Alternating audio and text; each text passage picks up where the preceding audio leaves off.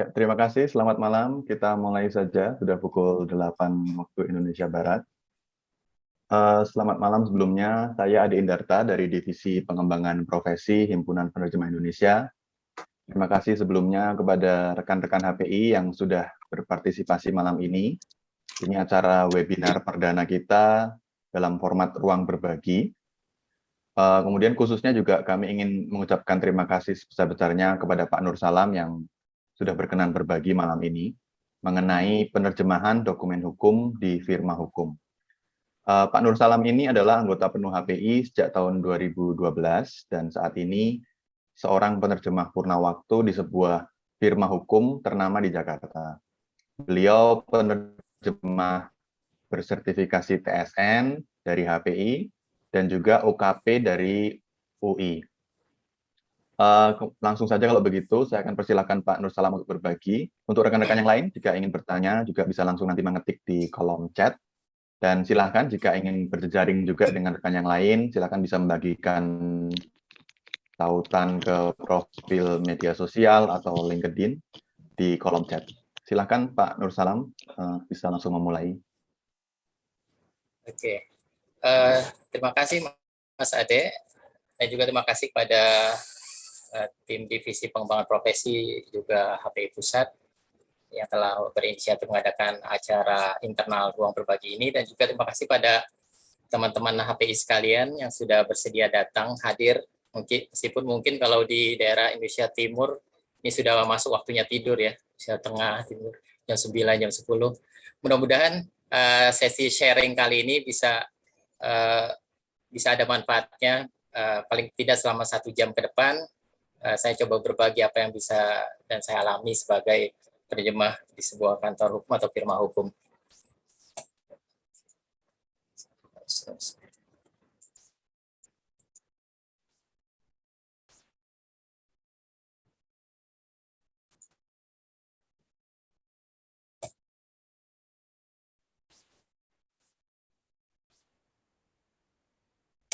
Ya, ketika ada peluang untuk berbagi ini, saya segera ajukan topik ini, penerjemahan dokumen hukum di firma hukum. Saya kira mudah-mudahan ini sebetulnya topik langka saya kira di HPI juga, karena fenomena penerjemah purna waktu atau di firma hukum itu sebetulnya banyak, tapi mungkin ya ini seperti gunung es ya, kecil di atas tapi lebih banyak di bawah gitu. Dan mudah-mudahan saya bisa mewakili teman-teman waktu di firma hukum untuk berbagi tentang hal ini. Dan mohon maaf juga sekiranya karena sepekan ini kondisi kesehatan saya agak drop, jadi mohon maaf juga pada Mas Ade, jadi saya baru store naskah presentasinya juga baru tadi siang ya, mudah-mudahan. Dan kali ini mungkin suara misal batuk saya agak mengganggu, mohon maaf, dimaafkan. Dan juga mohon maaf kalau ada misalkan ada logo, karena ini pesan sponsor tuh ya dari teman kantor. Jadi kita coba mudah-mudahan kita bisa berbagi dengan lebih baik. Dalam unsur ini ada penerjemahan dokumen hukum di firma hukum. Paling tidak saya coba merangkum, ada unsur tentang penerjemahnya, kemudian ada dokumen hukum, dan tentang firma hukum itu sendiri. Ya, mari kita mulai. Kita coba dengan yang pahit dulu ya, kata orang. Ini mungkin berguna bagi teman-teman HPI yang punya niatan bekerja sebagai penerjemah dokumen hukum di firma hukum atau kantor hukum, atau yang pengen tahu gimana sih rasanya bekerja di sebuah firma hukum atau kantor hukum. Saya coba ceritakan pahitnya dulu. Misalkan salah satu derita adalah, mungkin ini agak nggak terlalu spesifik di kantor hukum ya. Oh iya, kalau saya bilang kita perlu tetapkan define terms-nya dulu. Kalau saya bilang kantor hukum, firma hukum itu merujuk hal yang sama ya. Meskipun kalau kalangan law firm biasanya punya kantor hukum, karena kami punya acara tahunan yang nomenklaturnya pertandingan persahabatan antar kantor hukum. Jadi meskipun law firm, law office itu biasanya kantor hukum. Apa sih deritanya gitu ya? Paling tidak yang pertama, sering dianggap kamus berjalan, walking dictionary. Sering ditanyai tanpa konteks. Mas, saya lagi buru-buru nih, set of apa ya? pada konteksnya apa gitu ya. Kalau misalkan dalam konteks hukum percobaan utang, kalau konteks yang biasa dia bisa sebagai pemotongan gitu kan, atau bahkan sekarang tanyakan tentang assignment. Kalau dalam general English kan assignment itu bisa cuma sekedar penugasan, tapi konteks hukum dia bisa pengalihan hutang, pekerjaan, atau sebagai sebuah cesi. Gitu. Nah, ini mungkin gejala yang kita sering alami, dianggap sebagai kamus berjalan. Makanya saya teringat dulu waktu ketika Milis Bahtera masih aktif dan menerbitkan kaos Bahtera, itu favorit saya itu. We are not walking dictionary. Kami bukan kamus berjalan. Yang kedua, apa sih deritanya? Dianggap sebagai Superman atau Superwoman. Nah, ini mungkin tipikal atau yang sering stereotype ya para penerjemah di firma hukum ya, atau di kantor hukum. Yang kerja kami panjang, bisa kerja dari pagi sampai pagi lagi. Kadang bahkan ada lelucon di internal kami, oh kita anak-anak ansos gitu ya, antisosial, nggak kenal masyarakat, nggak kenal orang, hanya kenal ruang kantor dan mungkin teman-teman kantor saja. Ini mungkin jadi kadang-kadang ada yang membuat kondisi kesehatan drop dan lain sebagainya. Itu pahitnya ya. Yang ketiga, kadang meskipun banyak juga yang penerima kawan-kawan penerima purna waktu di kantor hukum bukan syariah hukum, tapi karena bekerja di kantor hukum dianggap ahli hukum. Sehingga ditanyai, oh mas, ini kalau gini hukumnya gimana ya, seperti itu. Mungkin ini problem yang sama ya. Jadi kalau sarjana informatika diminta untuk memperbaiki komputer atau alat elektronik gitu kan. Ini kadang-kadang hal yang satu sisi bisa sebuah keuntungan, ada sebuah branding bisa kita dapat, satu sisi mungkin kita agak dianggap tidak memenuhi harapan untuk itu. Berikutnya, satu stereotype juga kadang dianggap lebih makmur. Padahal sebetulnya ini sebenarnya hanya persoalan berpenghasilan tetap dan tetap berpenghasilan. Teman-teman yang gajian baik yang di in-house translator baik di firma hukum, pabrik, atau di kantoran, atau bahkan para penerjemah di PNS atau ASN, dia masuk golongan berpenghasilan tetap gitu ya. Dibandingkan dengan tetap berpenghasilan freelancer, kadang-kadang bahkan yang full time freelancer di masa ini dan banyak teman yang lain justru bisa lebih besar penghasilannya. Jadi sebetulnya ini masalah image sebetulnya ya. Kemudian berikutnya jenjang karir relatif stagnan. Ya, ini mungkin benar. Kalau di kantor hukum itu kan kalau dia penerjemah ya mungkin seharusnya penerjemah, kecuali kalau kemudian dia jadi tim penerjemah atau tim kepala. Jadi kalaupun naik secara jenjang karir itu tidak terlalu banyak. Beda misalkan dengan teman-teman penerjemah di juru bahasa di pabrik misalkan bisa merangkap macam-macam gitu ya. Kadang merangkap kepala K3 atau yang lain gitu. Jadi jenjang karir relatif stagnan. Ini mungkin perlu diketahui bagi yang ingin berminat terjun ke penerjemahan di firma hukum. Yang terakhir, gaya terjemahan itu dianggap beku. Dalam hal ini mungkin saya agak kurang setuju dengan Uday Panlanin ya, ketika dianggap beku gitu ya. Karena sesungguhnya kalau di versi Inggrisnya sendiri kan itu rigid, lebih ke arah kaku, not frozen actually.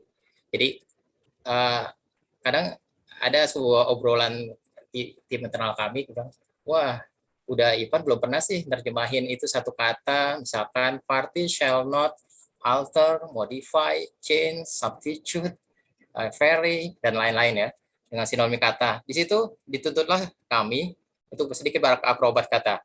Lihat kamus, kadang kita apa nih, karena pengertian semua dalam Indonesia, bahasa Indonesia relatif sama, mengubah atau mengganti, atau amend. Kadang-kadang jadi kita harus bermain dengan thesaurus, amend jadi amendment, kemudian alter mengubah, kemudian mengganti, dan sebagainya. Itu yang sebetulnya tidaklah sebeku, itu lebih mungkin kaku ya, lebih arah kaku, rigid dalam artian nanti akan kita bahas tentang faithful nanti, bukan arah beku yang mungkin agak lebih strong kata-katanya.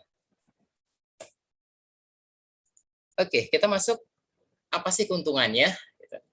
Yang pertama dari remunerasi mungkin tadi saya bahas berpenghasilan tetap, gaji bonus, insentif, tunjangan pelatihan atau ujian kadang dibayari, misalkan mau ikut TSN atau yang UKP yang 2021 yang kemarin yang hingga 5-10 juta itu juga bisa dapat fasilitas di kantor, satu keuntungannya. Kemudian kedua, mungkin yang lebih bermakna ya, lebih bernilai, kayak glosarium hukum. Paling enggak kita dari pengalaman yang ada, misalkan saya 12 tahun di Denton HPRP ini, sudah cukup banyak glosarium yang ada gitu. Dan kebetulan saya juga punya grup WhatsApp yang grup komunitas penerjemah hukum Indonesia yang saya mau coba kumpulkan teman-teman penerjemah hukum yang punya satu visi, kita saling diskusi tentang istilah hukum. Kita saling berbagi glosarium hukum di situ. Dan ini juga jadi sebuah kekayaan tersendiri. Dan kita punya portofolio yang ada. Nah, kemudian teruji, terlatih dengan berbagai jenis dokumen hukum. Ya, misalkan dibandingkan dengan terjemah, mohon maaf, misalkan tanpa merendahkan terjemah yang lain, misalkan kantor paten yang mungkin dokumennya tidak terlalu bervariasi seperti dokumen di kantor hukum. Penerjemah di kantor hukum mungkin akan lebih banyak berhadapan dengan berbagai jenis dokumen hukum, mulai dari akta perceraian, perkawinan, kemudian surat ganti nama, perjanjian kontrak pun ada set agreement dan lain-lain. Kemudian kita punya sistem evaluasi kinerja dari atasan atau manajemen. Ini hal yang wajar dalam birokrasi perkantoran, tapi mungkin kalau bagi teman-teman penerjemah biasanya ada rapat mingguan, kita evaluasi segala macam terutama tentang glosarium ada, kenapa kita penerjemahan ini kok ada bolongnya ya, seperti itu. Kita bisa banyak diskusi di situ. Kemudian manfaat yang lainnya adalah kita jejaring atau koneksi yang luas. Misalkan ada advokat sendiri, orang atau teman. Dan kadang sebagai penerjemah juga banyak berhubungan dengan agensi penerjemah atau penerjemah perseorangan atau full time freelancer. Kadang tidak semua pekerjaan bisa ditangani tim internal, jadi sering kami lempar atau subkon ke tim luar atau tim penerjemahan luar dari agensi. Nah, di situ kami banyak urusan dengan agensi penerjemahan. Ya, macam-macam kisahnya ya, mulai dari penawaran harga yang sangat-sangat tidak mustahil sampai kita kebagian cuci piring pekerjaan dari agensi penerjemahan yang nggak beres. Nah, itu banyak suka dukanya. Tapi yang jelas itu sebuah jejaring bisa kita manfaatkan.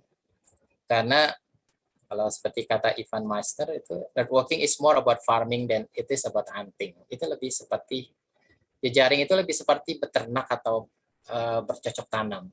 Ada prosesnya yang dikembangkan, tidak seperti seorang berburu ya. Ini contohnya seperti, kita tidak bisa seperti banyak, saya amati di beberapa grup Facebook penerjemah, itu kadang-kadang ada yang baru kenal orang, kemudian tahu japri atau DM, Mas, saya penerjemah, kenalan ya, kalau ada kerjaan boleh-boleh ya bagi-bagi gitu kan. Padahal dengan kawan-kawan yang lama pun kita belum tentu bisa berbagi karena ada beberapa hal yang dijaga ya, ada NDA, ya non-disclosure agreement dan lain-lain. Itu juga yang perlu diperhatikan tentang networking-nya.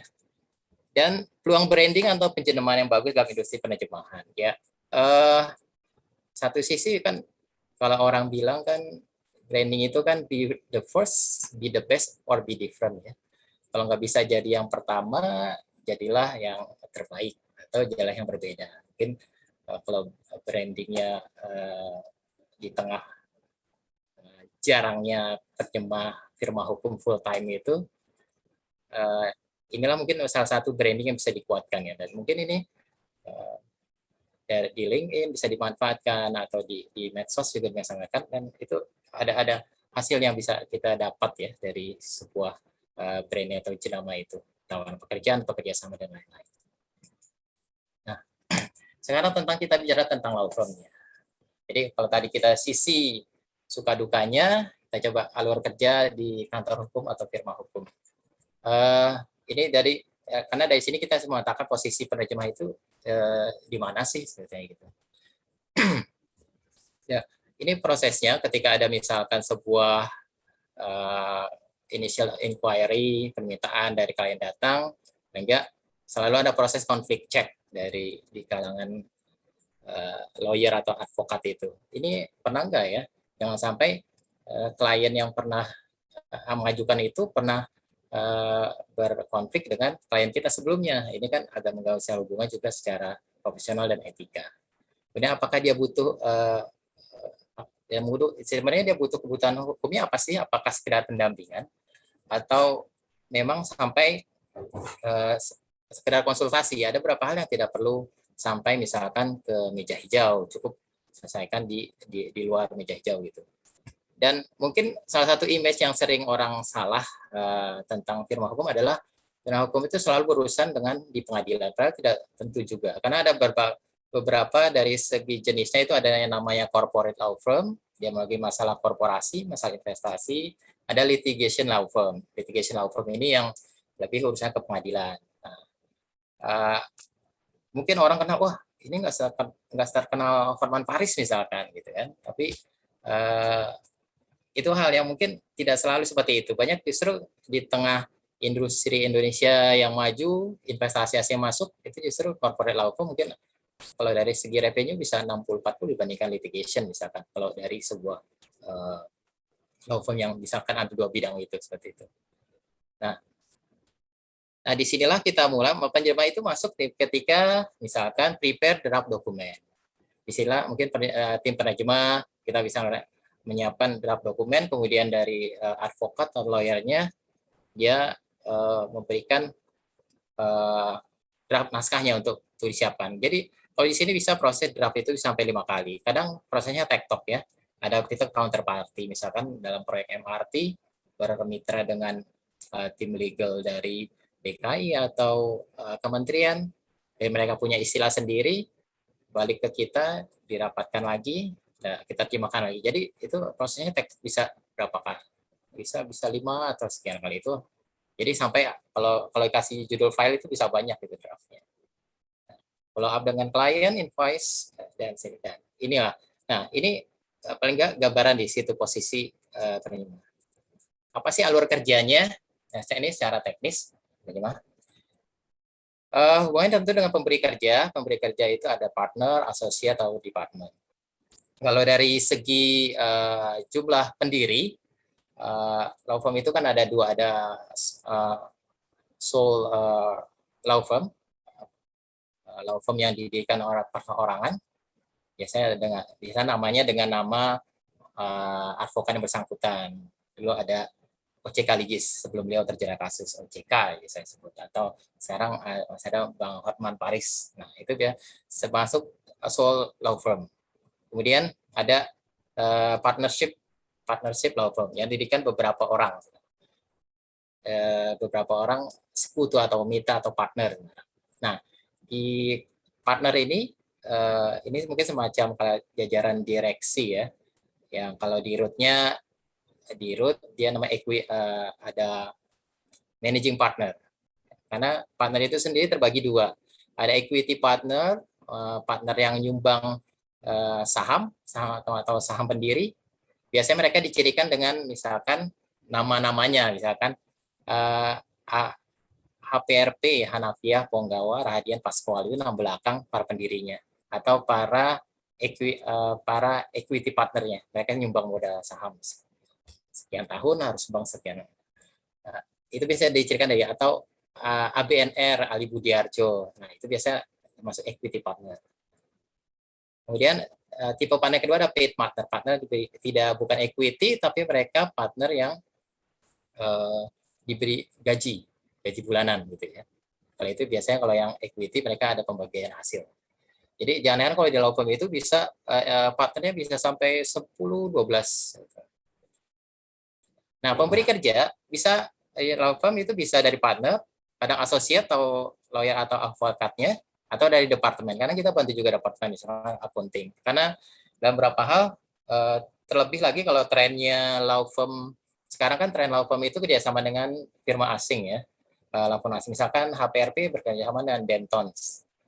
Yang di Inggris, jadi namanya di Indonesia jadi perwakilan cabang Dentons HPRP. Atau ada Herbert and Hill segala macam. Nah, biasanya kaitannya itu bahasa komunikasinya pun harus bahasa Inggris baik tertulis atau lisan. Nah, kadang-kadang kita juga bantu departemen untuk misalkan sekedar email-emailan pun harus lewat tangan penerjemah juga.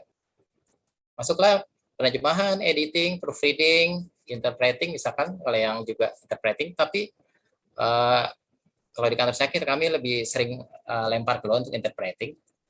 Ada beberapa yang di tangan sendiri. Terbilang saya juga jarang interpreting untuk hanya sekitar 12 tahun ini hanya tiga kali ya. Di Barai Scrim sekitar 2 kali. Lebih banyak dilempar ke teman-teman penerjemah di luar. Kemudian setelah pekerjaan selesai, kita harus konfirmasi case code atau client code. Ya, pekerjaan itu biasanya ada case code atau client code-nya. Kodenya apa? Kalau kode yang untuk pekerjaan internal biasanya namanya BUSD gitu. Jadi ini nggak bakal ditagih klien. Karena case code ini dia masukkan jenis pekerjaan, judulnya misalkan amendment agreement with PT X gitu, masukkan. Terus jam kerjanya dimasukkan juga, itu yang masukkan ke dalam timesheet atau LMS, Legal Management System. Nah, inilah yang akumulasi itu yang ditagihkan ke klien seperti itu. Jadi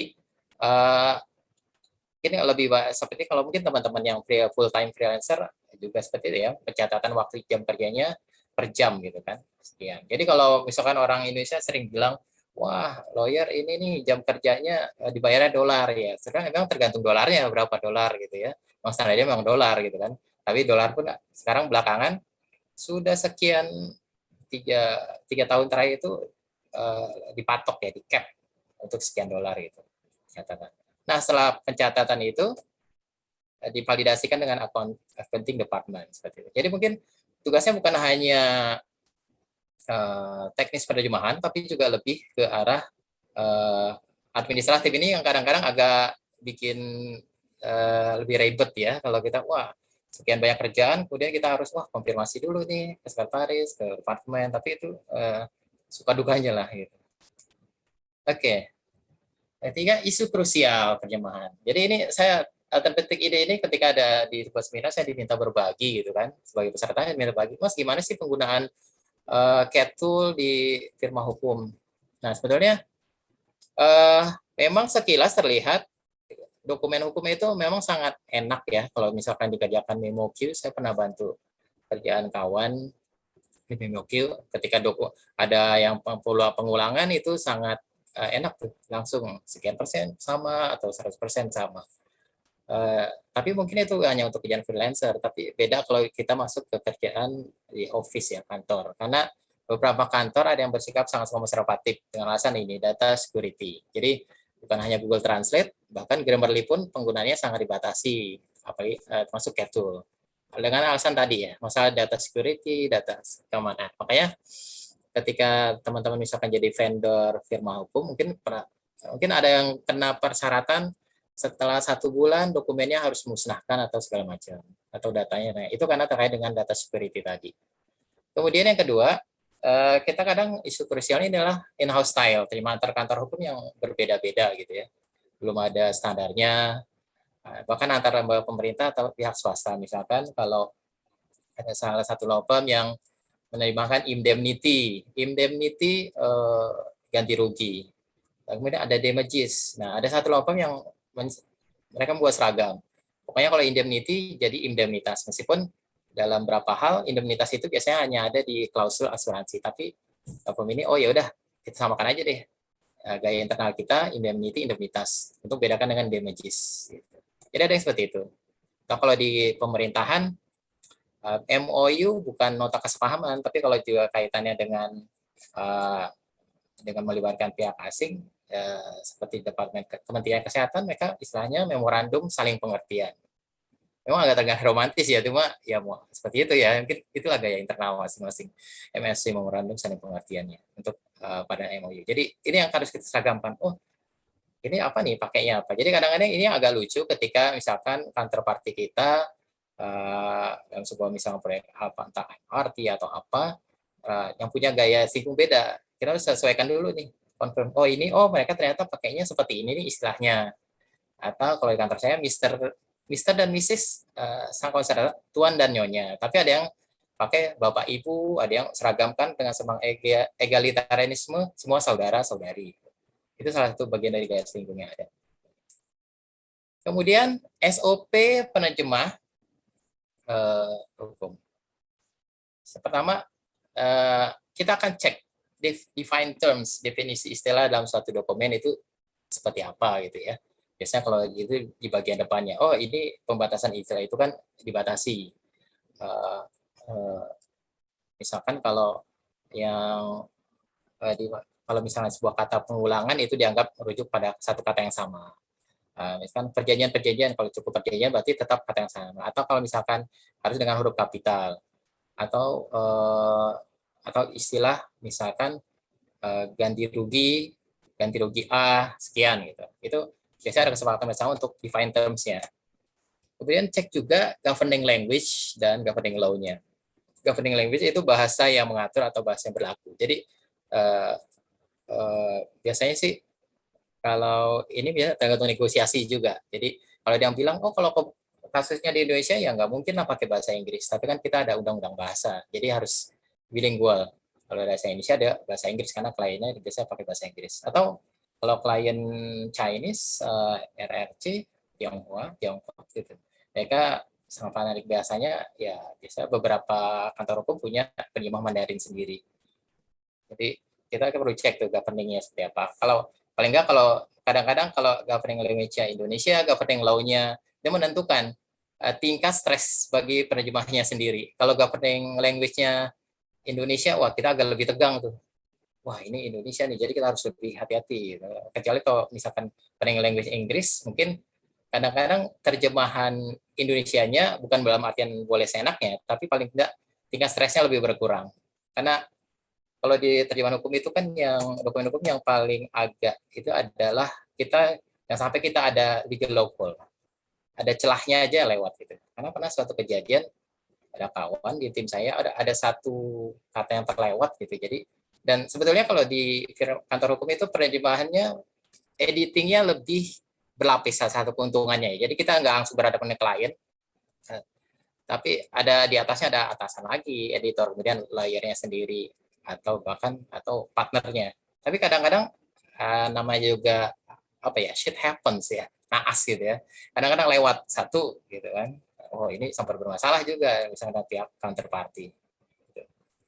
Oke, kemudian yang tadi cek gaya selingkung dengan kantor party seperti apa, para pihak terkait. Misalnya tadi yang saya bilang tentang MOU dan memorandum saya pengertiannya tadi. Kemudian kita juga pasti selalu penerjemah hukum atau di kantor hukum akan kita cari padanan kata resmi versi regulasi lembaga pemerintah. Jadi ada suatu kata kita apa nih, kita lihat nih. Cek pemerintah ada enggak gitu kan. Meskipun kalau versi bahasa Inggrisnya agak-agak aneh gitu ya, agak-agak lucu misalkan, ya tetap kita pakai juga karena itu pada resminya. Kalau belakangan misalnya perkembangan terkini kan Undang-Undang Tenaga Kerja itu kita pakai istilah pemerintah Indonesia pekerja migran Indonesia. Ini kita sesuaikan juga. Kadang-kadang kalau kantor parti kita LSM atau organisasi non pemerintah ORNOP gitu ya, mereka pakainya buruh migran Indonesia. Karena itu kesepakatan seperti apa. Atau kalau tenaga kerja Indonesia kan istilah yang lama. Nah, untuk terjemahan Inggrisnya kan Indonesian Migrant Worker. Yang sampai pula kita terjemahkan overseas Indonesian Worker misalkan. Karena dengan asumsi merujuk ke istilah resmi dari pemerintah Filipina. Jadi itu ada yang perlu diperhatikan juga. Jadi padanan resminya apa sih? Pemerintah pakainya apa gitu. Makanya mungkin kalau nanti misalkan ada kesempatan teman-teman dari asosiasi penjamah pemerintah itu berbagi, mungkin akan sangat berguna sekali ya. Karena kita perlu tuh namanya glosarium resmi gitu, versi regulasi dan versi pemerintah untuk di-share gitu. Jadi sehingga kita punya standar yang sama gitu. Kemudian kita jangan lupa cek KBBI, PUEBI atau Kamus Bahasa Jambi Forum Penerjemah. Tapi mungkin di sini mungkin para penerjemah firma hukum tergolong yang kita lebih pragmatis ya. Kita bukan orang-orang pedantis. Kadang-kadang kita mungkin lebih kalau kata Pramudia itu kata di tangan kita itu lebih seperti tanah lempung ya. Bisa kita bentuk seperti apa gitu. Bahkan seringkali kalau advokat atau lawyer ngajak diskusi saya, mereka coba menelisik nih, Mas kira-kira ini bisa diartikan ini enggak ya? Ya ini seperti ini ya. Pernah ada yang ngotot, ini bisa Mas. Saya bilang, mohon maaf Mas, kalau ini ya tetap nggak bisa gitu ya. Jadi cek klien. Dan kemudian yang terakhir cek istilah versi klien. Kadang-kadang klien juga punya istilah sendiri gitu kan. Yang juga harus kita pertimbangkan juga. Oke, kita masuk ke jenis terjemahan dokumen hukum. Di awal kemarin saya agak bingung tadi, apakah sesi ini saya hendak bercerita aja tentang ini atau agak memadukan antara yang teknis ya, tapi mungkin saya coba ramu ya, mudah-mudahan bisa ketemu jalan tengahnya. Jenis terjemahan dokumen hukum ada dokumen resmi, akta anggaran dasar, regulasi, kontrak perjanjian. Ini semua ada di Undang-Undang 24 2009 tentang daerah bahasa dan lambang negara syarat lagu bangsaan. Ini yang digolongkan dengan dokumen hukum. Dan mungkin ini yang sering jadi salah kaprah kalau kemarin-kemarin ada yang minta misalkan di sebuah grup Facebook penerjemah, oh kalau terjemahan novel kayak nggak harus ada ini nih diterjemahkan Swan agar lebih valid gitu ya, nggak perlu, kecuali sepanjang itu jadi bukti di pengadilan, misalkan ada masalah hak cipta, itu semua dokumen pun bisa jadi dokumen hukum sepanjang itu jadi bukti untuk pengadilan. Misalkan ya, kalau misalkan Citayam Fashion Week berlanjut, pendaftaran kasus hakinya, kemudian itu jadi jadi konflik sengketa. Sejauh ini kan ada empat pendaftar ya, dua menarik diri, dua lagi tidak ya.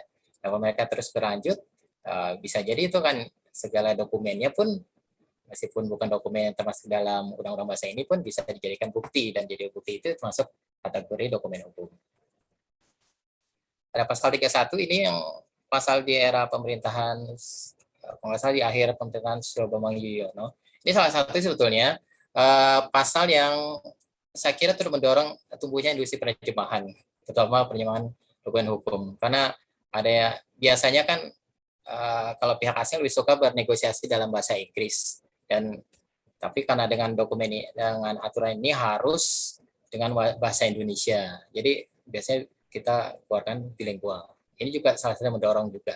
Karena juga ada kasus presidennya, kalau lihat di penelusuran di hukum online itu ada kasus perusahaan Asia yang digugat sekitar 5 miliar oleh perusahaan Indonesia. Ketika mereka konflik, dianggap perusahaan Indonesia ini dianggap wan prestasi karena memutuskan perjanjian, dan cerdiknya pihak Indonesia ini menggunakan alasan undang-undang bahasa yang baru berlaku sekitar seminggu setelah mereka melakukan pemutusan itu. Jadi dengan dalil itu dimenangkan di Mahkamah Agung. Jadi itu yang jadi presidennya. Jadi ini memang cukup agak ini juga saya mendorong penerjemahan juga mungkin harus banyak diperhatikan teman-teman yang turut menerjemahkan dokumen hukum. Kedua, oke.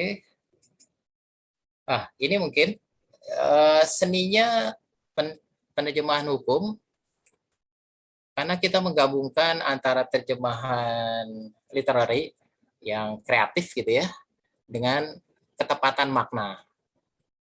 Jadi memang konflik yang besar itu antara keakuratan dan kealamiahan gitu ya. Jadi tapi di atas semua itu yang penting adalah keakuratan, meskipun kalimatnya mungkin rada agak kurang ngalir seperti itu. Itu mungkin yang tadi akan kita bahas tentang faithful. Contohnya misalkan waktu saya sebelum masuk firma kantor hukum, saya kan penerjemah di sebuah biro penerjemahan tersumpah. Saya sempat magang, mungkin lebih magang di 2 orang penerjemah tersumpah senior selama sekian tahun. Dan ada kawan dulu menyebabkan amicable settlement. Klausul amicable settlement ini kan biasanya klausul ketika ada sengketa diupayakan dengan damai. Biasanya penyelesaian damai. Tapi teman ini dia memilih menerjemahkan amicable settlement itu penyelesaian yang cantik gitu ya. Mungkin jadi seperti istilah bahasa bola gitu ya, penyelesaian yang cantik. Mungkin bagus, tapi itu nggak masuk gitu ya. Nggak legalise katakanlah anak-anak firma hukum itu. Jadi teman hukum itu harus akurat, sepadan dari tinjau aspek linguistik dan hukumnya. Dia bisa dapat dari sisi itu. Misalkan kalau baru diskusi tadi pagi saya kira di grup penerjemah. Misalkan kata enjoy quiet, enjoyment. Kalau ada general English kan itu sekedar menikmati. Tapi kalau quiet enjoyment itu dia adalah hak pemanfaatan, bisa bangunan, bisa konteksnya bangunan, bisa di aviasi, bisa pesawat atau perkapalan, itu dia penyewa bisa berhak menggunakannya tanpa diganggu sama sekali oleh pihak pemberi sewa. Nah, apa yang pas nih kalau di kita ya kan ada possess atau have ya. Jadi lebih tepat memiliki, menguasai. Kalau ada yang nanya, bisa nggak Mas cuma sekedar memperoleh? Oh, nggak bisa. Mungkin karena memperoleh itu secara hukum juga nggak kuat kan. Jadi sekedar memperoleh tapi dia nggak punya hak. Kalau kita punya tanah, kita bisa dapat haknya, tapi kita nggak bisa punya hak untuk memanfaatkan itu kan juga kurang kuat secara hukum. Jadi itulah yang harus ditimbang. Jadi bukan hanya aspek linguistik, tapi juga secara hukumnya seperti apa. Faithful, setia. Jadi setia pada teks sumber, perhatikan laras nada atau gaya dan derajat formalan dalam bahasa hukum. Kalau laras ini mungkin nada misalkan, kalau contoh misalkan somasi. Somasi ada yang menerjemahkan, kantor saya gaya lingkungan somasi itu demand letter. Ada yang menerjemahkan punya istilah lain. Somasi pertama mungkin bahasanya lebih formal, kedua agak meningkat gradasinya, yang ketiga juga agak lebih keras. Nah, ini jangan sampai ketika menerjemahkan itu, kadang-kadang ini kan prosesnya ketika dari pemberi kerja, misalkan senior, associate kasih ke junior, kadang-kadang junior ini udah pakai kata-kata yang lebih strong gitu. Nah, di situ kadang-kadang kita sebagai penerjemah juga harus, yang merangkap editor harus memperhatikan itu. Kita edit juga, kita sesuaikan dengan larasnya. Oh, ini nggak harus kayak gini gitu kan. Mestinya ini cukup shoot aja, nggak perlu mas gitu. Karena ada kalau mas atau shall itu bisa konotasinya dengan hak dan kewajiban, dan itu kalau dalam hukum kan itu hal-hal yang sensitif itu. Jadi kalau pertemuan di klien itu bisa debat panjang dan ramai. Kemudian lengkap, tidak ada bagian tertinggal atau hilang, karena banyak kejadian 1-0 pun hilang itu bisa jadi masalah. Konsisten, tepat istilah yang digunakan konsisten dalam seluruh dokumen terkait. Paling tidak kalau istilahnya belum pas, misalkan bisa di replace all, kita ganti dengan istilah yang lebih pas misalkan. Kalaupun kita nggak ketemu padanan bahasa Indonesianya, biasanya jurus pamungkasnya ya di kursif, dimiringkan, dalam kurung kasih padanan bahasa versi kita, selanjutnya digunakan bahasa Inggrisnya gitu dengan di kursif. Jadi jurus pamungkas sudah yang penting akurat, setia, lengkap, dan konsisten. Apa sih faithful itu? Jadi cara makna ya saya tadi. Kedua, harus menahan diri untuk tidak mengubah gaya teks sumber seperti itu. Karena beberapa kejadian, saya pernah edit sebuah terjemahan dari vendor agensi luar, kemudian karena dari tim internal kami nggak bisa menangani sendiri, jadi kadang lempar keluar. Nah, kadang-kadang kok ini gaya bahasanya jadi lebih keras ya, atau kok nggak pas ya, itu juga harus diperhatikan. Atau kadang-kadang problemnya kalau misalkan advokat yang menerjemahkan, misalkan junior, kadang-kadang mereka sering menambahkan keterangan versi mereka sendiri. Jadi masih agak sulit membedakan antara translating dan drafting. Di drafting bolehlah mereka menambahkan pemikiran mereka, tapi ketika translating kan kita nggak boleh menambahkan keterangan apapun gitu ya. Harus sesuai dengan teks sumber. Harus setianya di situ. Boleh menambahkan atau menghapus sekali sepanjang hal mempengaruhi makna dan arti. Mungkin ini yang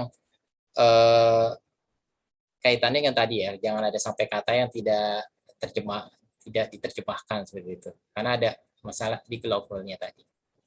Untuk maksimal terjemahan ada diskresi, keakuratan, keterbacaan, dan konsistensi terjemahan. Mungkin ini yang satu hal yang discretion ini kan, yang kalau yang menggunakan kata discretion, diskresi, atau ada yang gunakan kebijaksanaan. Ini kan sebuah hal yang nggak bisa, kadang bukan tergantung pendidikan juga. Ada yang masalah strategi kita untuk menerjemahkan seperti apa, dan juga jam terbang. Dan mungkin kalau di tim internal Locom yang saya tahu ada beberapa tim, biasa hal-hal ini cukup bahas. Mungkin ada juga firma hukum yang pakai kantor jasa hanya punya in-house translator satu orang, mungkin ini yang mereka konsultasi ke rekan associate atau advokat yang lain. Nah, tantangan penerjemahan dokumen hukum, ya kita punya perbedaan sistem hukum, civil law, dan common law ya. Kalau secara sederhana, civil law itu karena kita jajahan Belanda, saya peradilannya hakim, ya peradilan hakim. Dan common law itu di saya ada sistem board atau juri, meskipun akhirnya terakhir hakim menentukan dapat pertimbangan pertimbangan juri juga perlu diperhatikan gitu ya. Nah, kalau teman-teman yang suka nonton drakor, misalkan kalau mau lihat sistem common law itu bisa lihat di drakor Extraordinary Attorney Woo misalkan. Itu kan di situ bagaimana seorang advokat harus meyakinkan tim juri. Tim juri ini bisa orang-orang layman dan orang awam. Mereka diminta pendapatnya, nanti mereka memutuskan pendapatnya apa, yang ujungnya putusan hakim. Tapi putusan hakim juga tidak terlalu banyak berbeda dengan misalkan putusan dengan pertimbangan juri. Itu salah satunya. Padahal di Indonesia kan tidak seperti itu ya. Kita civil law. Mungkin kalau Indonesia lebih tepatnya adalah mix karena kita juga ada sistem hukum Islam dipertimbangkan, dan kalau di common law belakangan setelah ada omnibus law itu kan produk common law itu, jadi kita lebih banyak mix sekarang. Contoh yang nyata kalau diterima itu misalkan notari versus notari publik ya. Kalau di kita kan notaris itu harus ada berpendidikan khusus notaris, kemudian dia punya tanggung jawab sebagai pejabat yang menandatangani akta tersebut. Beda misalkan kalau di common law seperti Amerika.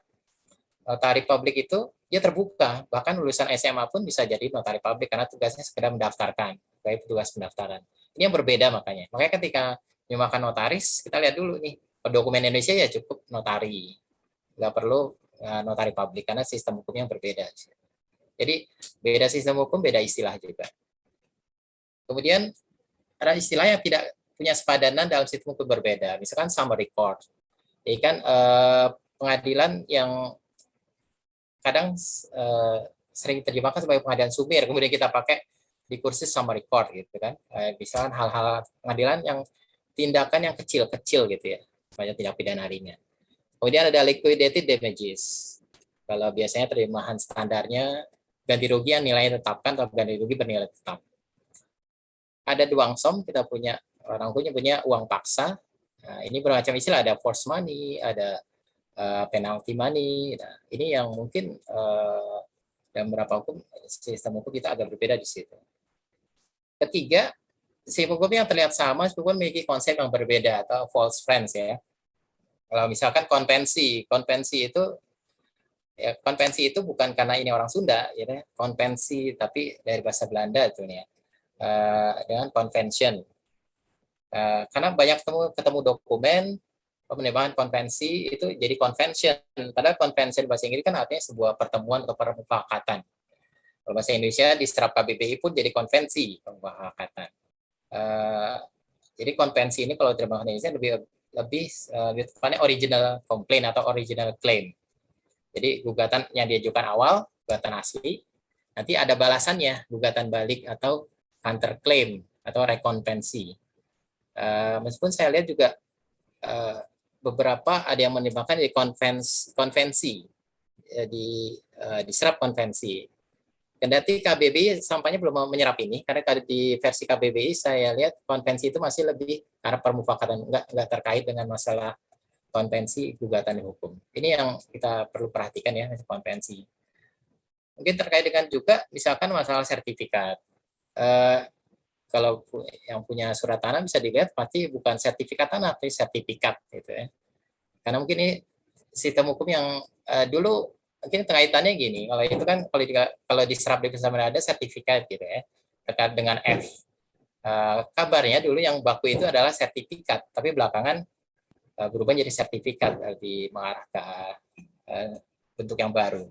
Kalau saya ingat mungkin seperti kasusnya seperti ini ya, mencontek. Dulu tahun saya SD 80-an itu yang baku, saya bilang menyontek, bisa dibilang guru, oh ini yang bakunya mencontek. Tapi ke sini yang baku berubah, yang baku itu jadi menyontek, yang mencontek balik jadi tidak baku. Jadi ini mungkin perlu diperhatikan dalam konsep itu ya, konvensi, convention gitu. Jadi kalau dalam kasus lain meskipun bukan kasus hukum, misalkan sosialisasi, tidak juga socialization karena itu artinya pergaulan. Tapi meskipun beberapa ada pada akhirnya ada yang diakui sebagai sebuah pengecualian gitu. Kabarnya ada beberapa lembaga yang menerima kalau di Indonesia socialization bisa diterima juga seperti itu. Rasa lama, arkaik, ini kaitannya dengan yang tadi ya, masalah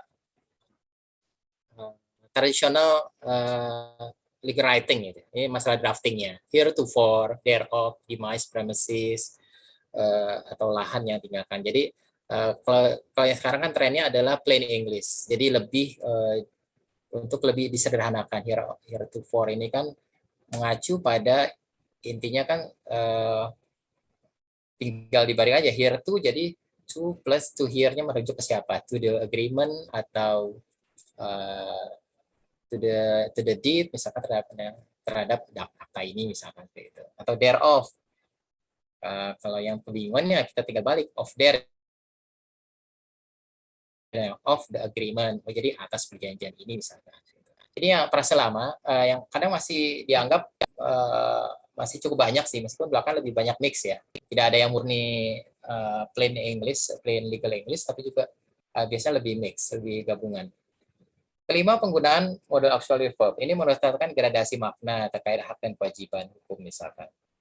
Misalkan itu keras harus, shall, temukan akan, tapi biasanya kalau terkait itu ada hak atau kewajiban yang muncul, jadinya harus atau wajib. May itu boleh, kalau must not kan dilarang. Jadi kadang-kadang ini ketika penerimaan ke problemnya, saya penerjemahan ke bahasa Inggris yang agak menimbulkan sering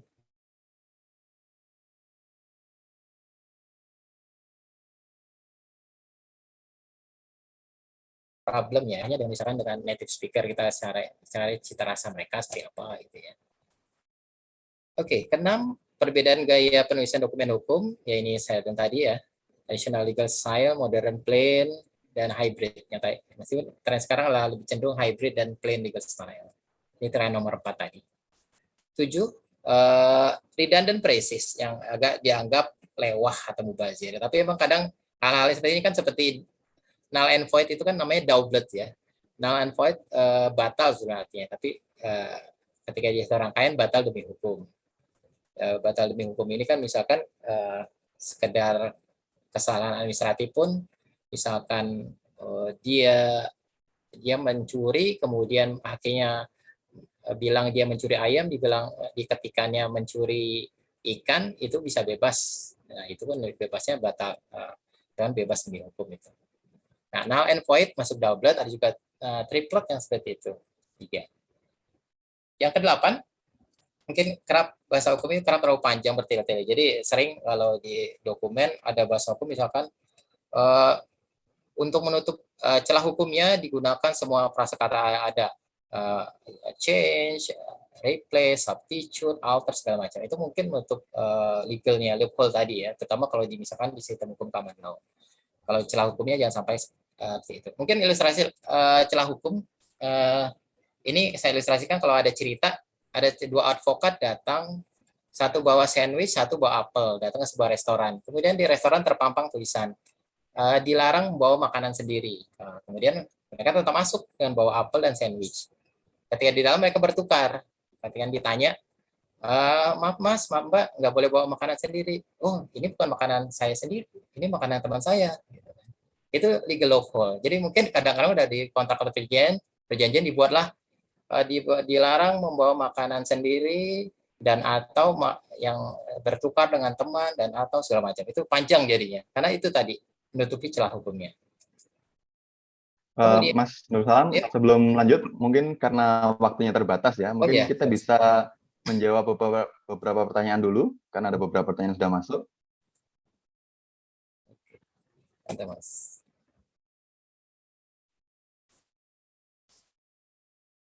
Ini ada beberapa pertanyaan, terutama yang tertarik dengan masalah menjadi penerjemah di firma hukum ya. Oke.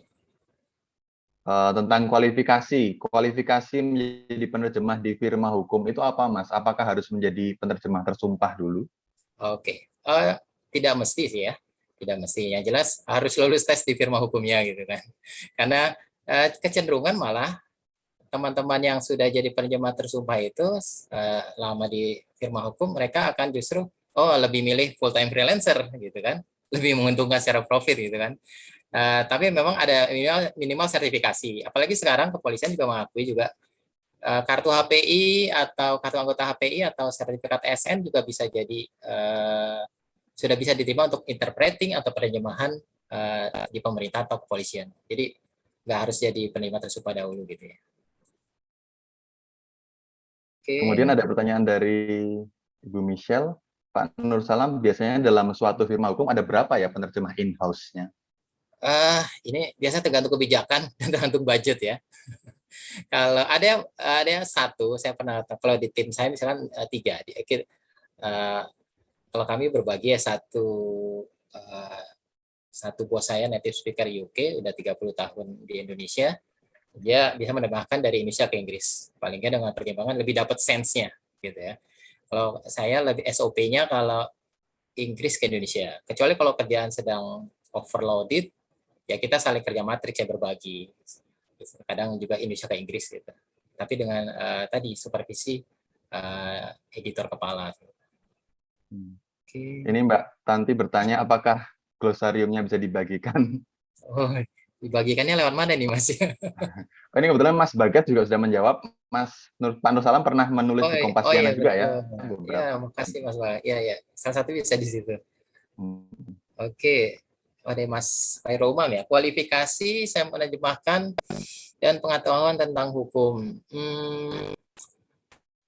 Uh, yang jelas bukan bukan tidak mesti seorang sarjana hukum karena saya juga background saya kan saya lulusan Kesmas Universitas Indonesia meskipun pernah kuliah Fakultas Hukum Universitas swasta meskipun tidak sampai tamat tapi itu bukan kualifikasi murni harus penerjemah di firma hukum ya menerjemahkan pengetahuan tentang hukum dan juga mungkin eh kalau terjemah hukum sebenarnya lebih tadi ya tahan banting gitu ya.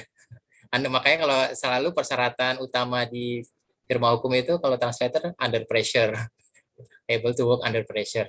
Itu yang sebenarnya intinya sih. Udah sama tim kalau mereka punya teman sejawat sih gitu. Oke.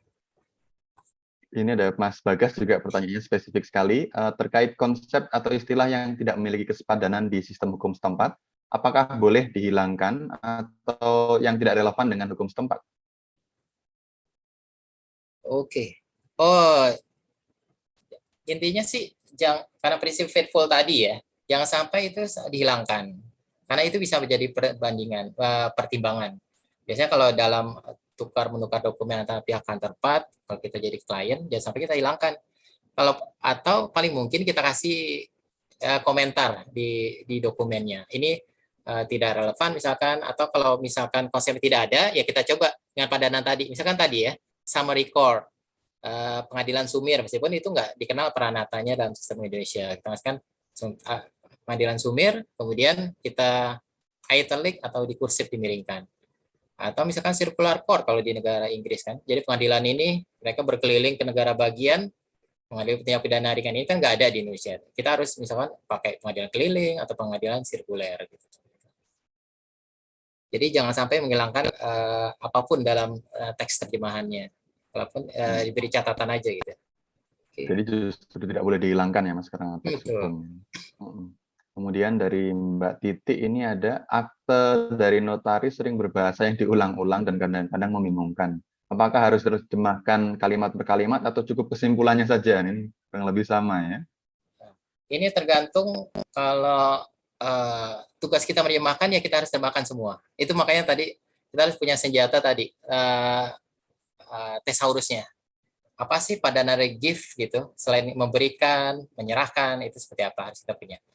Kecuali kalau tugas misalkan agensi penerimaan bikin resumenya atau kesimpulan ya cukup ya resumenya gitu jadi kalau terkait terjemahan ya harus sediakan semua bahkan sampai titik koma juga harus sama gitu. Ya, terima kasih Mas. Silakan Mas, mungkin masih bisa dilanjutkan lagi sekitar kurang lebih 5 menit ya, untuk menyelesaikan. Ya, ini masuk bagian akhir sebenarnya. Tip penerjemahan dokumen hukum. Identifikasi sistem hukum apa yang dianut, civil law atau common law. Kita kemudian topik dan bidangnya, putusan pengadilan, manajemen kontrak. Karena misalkan kalau award misalkan, award itu biasanya putusan pengadilan tapi dia hanya ada di arbitrase. Kita perlu lihat identifikasi seperti apa. Kalau di migas misalkan ada kata teknis lifting. Lifting itu kan jenis angkatan berapa banyak minyak atau gas bumi bisa dihasilkan. Jadi jangan sampai kembali dengan misalkan kliennya ini PSSI atau Satuan Angkat Berat, ya liftingnya beda konteks gitu ya. Kemudian bahasa yang mengatur apa dan hukum yang mengatur dan teks tersebut. Ini kita identifikasi dulu, jangan sampai kita menerjemahkan yang jauh berbeda gitu ya. Kemudian saya bilang tadi, tetapkan laras nada sesuai teks sumber. Karena macam-macam antar hukum kan punya ya. Pertama misalnya ada gaya persuasif, saya penangkap gaya tegas, memelas gitu kan. Itu macam. Jadi harus tugas kita sebagai jembatan. Jangan sampai juga kita jadi penghalang di temboknya, tapi harus sebagai jembatan. Oke. Teks sumber, apakah bisa dipahami seluruhnya? Jadi minimal kita tidak dituntut harus ngerti konsep hukumnya, tapi kita tahu, oh ini maksudnya seperti apa. Karena itu bisa ditanyakan kalau teman-teman di agensi bisa tanya temannya di agensi atau PM-nya, atau kalau itu bisa tanya klien, atau paling tidak kita nggak harus ngerti full detail, tapi kita ngerti secara mendalam satu hal gitu ya. Subjek predikatnya harus diketahui, dan jika memungkinkan minta keterangan tambahan. Cek recheck, bisa kembali jumlah nominal uang, ini pernah kejadian nominal uang berbeda gitu ya, terutama penulisan dalam Inggris dan Indonesia, titik komanya kan beda gitu ya, ini juga harus diperhatikan. Nggak ada bagian kata pasal yang telah tertinggal. Jadi jangan sampai tadi, ini nggak relevan, Indonesia dibuang gitu kan, jangan. Simakan semuanya, setia sampai akhir gitu kalau teks hukum itu. Nah ini sekedar contoh terjemahannya. Kesalahan umum teman-teman pemula kadang enter into, saya sering ketemu adalah masuk ke gitu ya, padahal itu kolokasi atau sanding kata ya, mengadakan atau membuat. Execute juga dalam konteks ini adalah menandatangani. Kita bedakan nanti ada execute, kalau execute ini menandatangani biasanya dia untuk eksekusinya dia gunakan perform, atau juga exercise menggunakan haknya gitu. Perform dan comply. Kita sesuaikan ada memenuhi, ada memenuhi kewajiban. Oke, ini contoh ke dalam bahasa Inggris. Kita bisa gunakan shall be binding, shall wind, successor, pengganti. Ini juga perlu perhatikan juga ada gaya selingkung ya tadi. Ada yang menggunakan successor itu ada yang pakai penerus, ada yang juga assigns itu assignee jadi penerima pengalihan. Ada yang memang mungkin orang pengen memperjelas, oh ini assign apa sih, penerus hak itu apa. Jadi kalau pasien kan penerus hak, dia sudah terima pengalihan, dia punya haknya. Jadi dia meneruskan hak yang ada, termasuk juga kewajiban. Tapi ada juga yang memperjelas, oh dia harus penerima pengalihan. Oke, yang ini yang terakhir, pesan saya mungkin bagi teman-teman di firma hukum atau yang internet tengah hukum, dia juga ini mungkin lebih terkait dengan kasus nyata ya. Jadi saya pernah terima kantor, karena saya sering juga jadi terima proposal di agensi penerjemahan, ada yang menawarkan, kami bisa menawarkan terjemahan hukum 30.000 per halaman. Wah ini itu dalam sejarah saya ini terjemahan sworn 30.000 gitu kan. Yang di pasaran aja yang udah rendah kan 60-70, ini ada 30 gitu kan. Tapi biasanya hal ini akan ditolak karena pada akhirnya nanti tim internal yang kami akan cuci piring. Berapa kejadian seperti ini, ada yang capnya abal-abal, kemudian hasilnya berantakan, akhirnya dikerjakan tim internal. Akibatnya nanti catatan timesheet di tagihan klien juga bengkak, ujung-ujungnya ya rugi juga firma hukum. Jadi ini karena meningkatkan tadi ya, kita tingkatkan servisnya dan inovasinya kayak apa. Oke, terima kasih Mas Ade. Ya, terima kasih Mas Nur Salam. Memang singkat tapi sangat padat sekali ya. Semoga bermanfaat buat rekan-rekan yang lain. Memang agak berat, tapi semoga masih cukup banyak manfaatnya untuk mengawali teman-teman yang tertarik menjadi penerjemah hukum. Dan juga tentunya saya harap Mas Nur Salam bersedia ya jika nanti dihubungi secara langsung oleh teman-teman di sini, baik melalui LinkedIn atau Facebook, untuk lebih mendiskusikan lebih dalam lagi tentang materi tadi yang dibawakan. Oke. Ya, sekali lagi saya juga ingin mengingatkan kepada rekan-rekan lain yang ingin berbagi mungkin dengan tema yang berbeda, Saya yakin banyak sekali senior-senior di sini yang malam ini hadir yang punya keahliannya sendiri-sendiri yang bisa dibagikan dan bermanfaat bagi rekan-rekan yang lain. Silahkan menggunakan tautan yang tadi sudah saya bagikan di kolom chat untuk mengajukan proposalnya. Rencananya ruang berbagi ini akan kita adakan setiap 2 minggu sekali ya. Jadi nanti yang berikutnya sudah ada hingga Oktober itu sudah ada jadwalnya. September akhir sudah ada. Jadi sampai bertemu di ruang berbagi berikutnya. Kalau begitu, terima kasih sekali lagi Mas Nur Salam dan teman-teman yang lain. Selamat malam dan semuanya. terima kasih. Ya.